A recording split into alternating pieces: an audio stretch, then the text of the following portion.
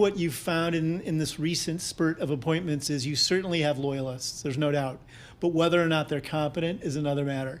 And they're certainly controversial. Matt Gaetz is sort of front and center as an exhibit of, he's been named Attorney General. He's someone who has been under investigation by the FBI and the DOJ for sex trafficking, by the House Ethics Committee for a similar range of charges. He is the most unlikely person imaginable for a role like this. Republicans came out strongly against him. Susan Collins said she was shocked by it. He has to go through the vetting process with the Senate, so he may not make it through. But he's not necessarily someone you would put in the Justice Department because he is technically proficient.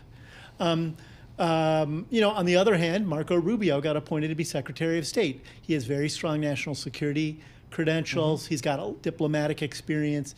He is a serious person for a role like this.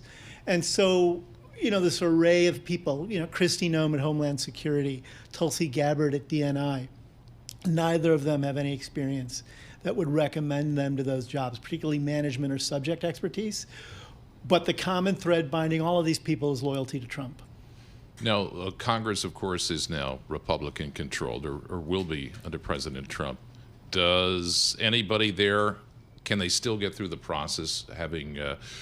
Do they still face hurdles in the process? Yes, I think they do. And I think, the interesting sort of barometer of that was the battle to be Senate Majority Leader.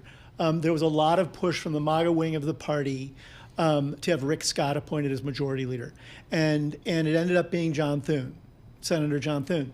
And I think he represents the wing of the Senate that prizes the institutional independence of the Senate and the role it plays as a check on presidential power.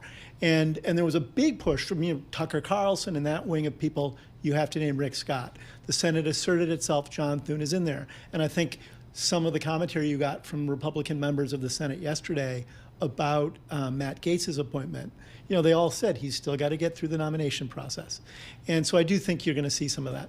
Tracy Alloway from Bloomberg News just mentioned from some of her sources that maybe one of the strategies of nominating Matt Gaetz is it'll allow President-elect Trump to see who's with him and who's not with him in the Senate by just looking at the votes, since it's going to be public votes. That kind of makes some sense to me. It does, and he may get a lesson that even though he got elected president by a healthy margin, not everyone in his party is 100% with him on his agenda, even within his own party.